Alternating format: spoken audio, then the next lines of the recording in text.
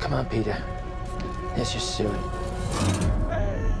Toni is just one of our most reliable actresses, and she's been amazing for so long. And I mean, she's a consummate professional, and she's so disciplined, and she was able to take the plunge that the script demanded, and not actually fall in. So yeah, she's amazing. It's a film that is about suffering, and it really takes the character's pain seriously, and it aims to honor those feelings by being as extreme as the feelings are. Well, I wanted to do it because when I read the script, I had that same response, I think it's I know it's a horror film, but it's so many other things, and I love that you can't quite categorize it.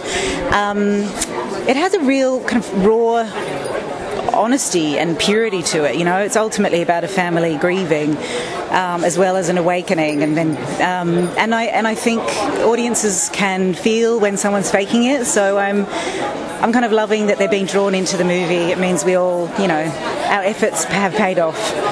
Sent her the script, sent a letter attached to the script, and she responded to it, and we met and got along, and she attached herself, and from there, I gave her a biography for the character, and but from there it was very clear what was required, and Toni took on the role knowing what was going to be necessary, and she just threw herself into it, and my job was mostly done when I cast her, and I could just sort of stand at the monitor and be a fan.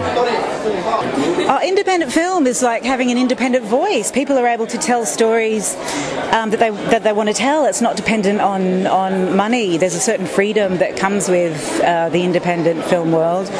It's still difficult. It's always kind of difficult making a movie and not having enough money, but I think sometimes also when there isn't quite enough cash, you have to be more creative, and that's a great thing, always a great thing.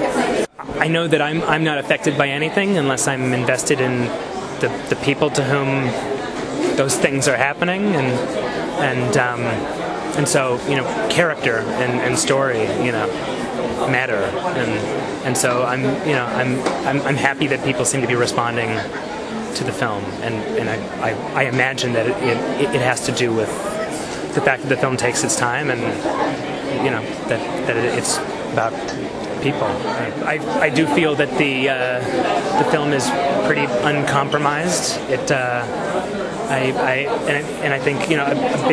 think a big part of it is that it was made independently, but that it was supported by people who understood the film, and I think that also has a lot to do with the genre. I think you can tell more difficult stories and still hope for an audience in the horror genre, and that's one reason that I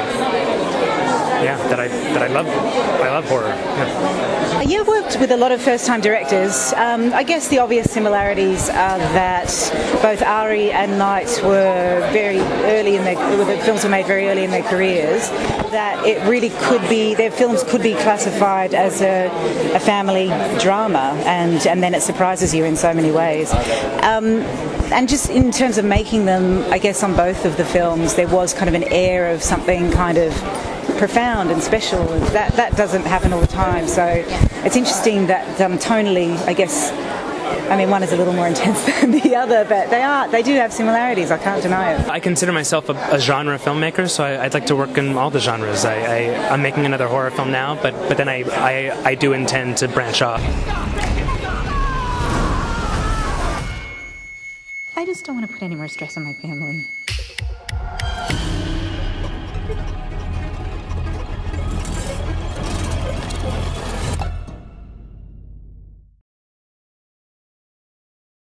Thank you for watching The Fan Carpet. If you like this video, be sure to click that thumbs up button at the bottom of your screen.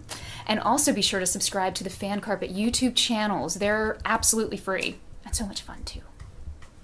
Be sure to check out the official website, thefancarpet.com. Also, you can follow us on Facebook, Twitter, and Instagram to stay up to date with reviews, competitions, the latest news, and so much more.